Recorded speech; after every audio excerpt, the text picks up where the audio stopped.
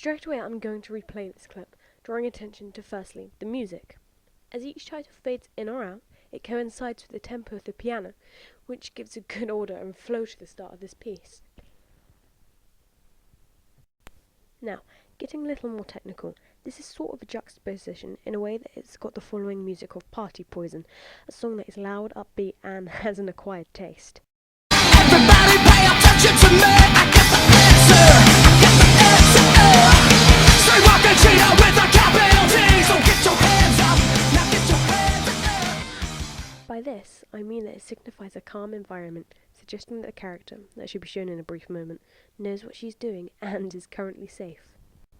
Why I said juxtaposition was that in the next scene, she still has the expression that she's in an environment that she likes, since she is smiling a lot.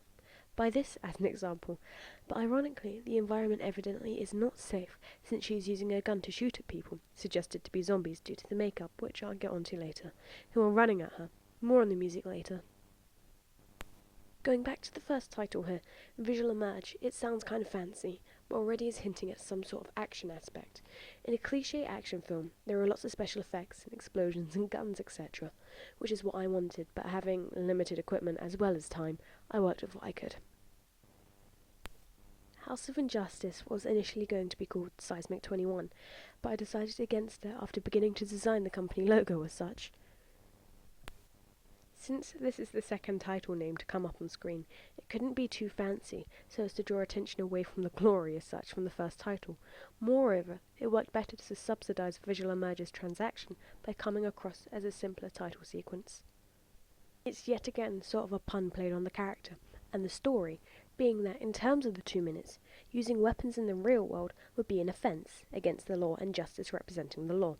But also then the fact that the zombies are a creation of a young female's mind, since it's a virtual reality simulation that she created, which the house may represent her mind, and the injustice being that these are impure thoughts that she is tackling or enjoying, which in itself wouldn't be justifiable to someone considered normal.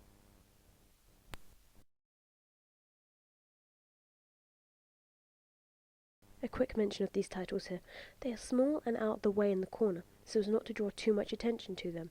I'm going to note now that they are in white, and yet again notice they are coinciding with the music.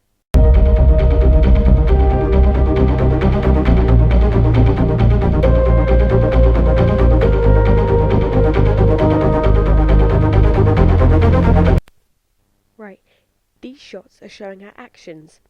She quite evidently is using a computer, as we can see, but now by showing her hand, she is somewhat hesitant, not typing at all, more hovering the keys. Is she tempted to do something?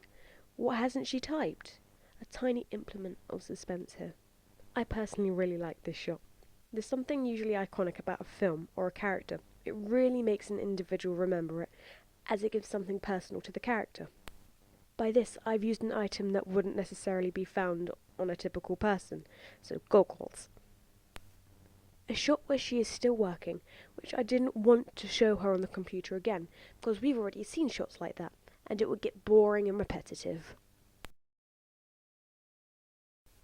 Also, since this is now showing something personal to the character, it was now best to use the actor's name, again making this shot totally dedicated to her, and the fact that this film will now be about her. In some films, they use a character at the beginning and then kill them off after 10 minutes.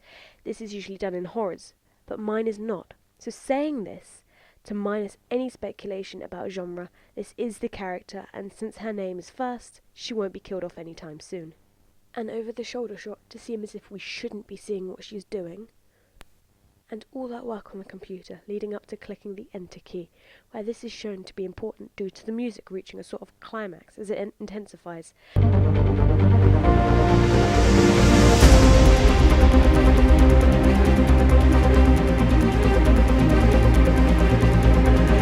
Now showing something on the screen that everyone can understand.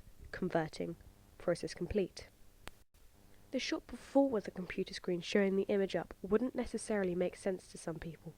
To be honest, it was a simple command prompt image, but still technical. Besides, a command prompt has the ability to manipulate the structure of the functions of the computer, so yet again, more symbolism. Again, working on the idea of suspense, we are now wondering, what has she done? What process is complete? A close-up showing something in the computer being pulled out. What is it? Then, followed by a long shot, showing a row of monitors that are off, and only one, just like the girl, all alone. As you can tell, the environment she is in is dark, which I'll add to the list of getting back to in a moment. She moves away from the computer, then showing a bag spewing wires, again looking technical. Yet, as well as the technical looking side, it's got a cat face on it, just again to leave a subconscious reminder that this is a female character. Now, as I was saying, instead of now showing her move to the bag, we as an audience can now only see the bag for a good couple of seconds, before she then comes over and begins to pick up the wires. It just works on visual entertainment. For example, if the suspenseful music isn't keeping everyone second guessing, then at least they don't have to watch a mundane shot transaction of the protagonist constantly being followed by a camera. Besides, having shots from other angles can be different and sometimes uncomfortable, again building up to that keyword of suspense. Close-up of her hands connecting this USB to the wires. So, does this mean that the bag, something of an everyday object, is also linked to the computer? More on the idea of what is she doing? She is obviously affected by the connection as she responded physically. And, account for this action, there is a reverse cymbal sound suggesting the finalization of something. But, the scene and music continues, so cymbal sound was played prematurely, again for suspense.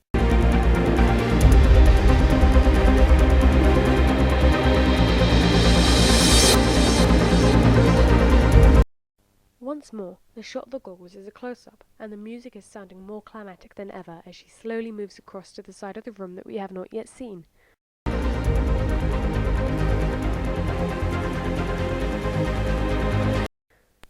By doing this shot of her goggles again, it gives more of a personal feeling, since it's something iconic about her. The audience begin to feel more curious as to what she's doing. This personal item is now grabbed as she looks down, showing most of her body in a medium shot, also showing the room behind her. There is a large space there. Why is she now looking worried, clutching an item personal to her? This close-up of her face really shows her concentration as the music fades out. Now again with another cymbal sound. The previous cymbal was used to show the completion of something. Something had an effect on her body. So, it being used again implies she is about to do something yet again.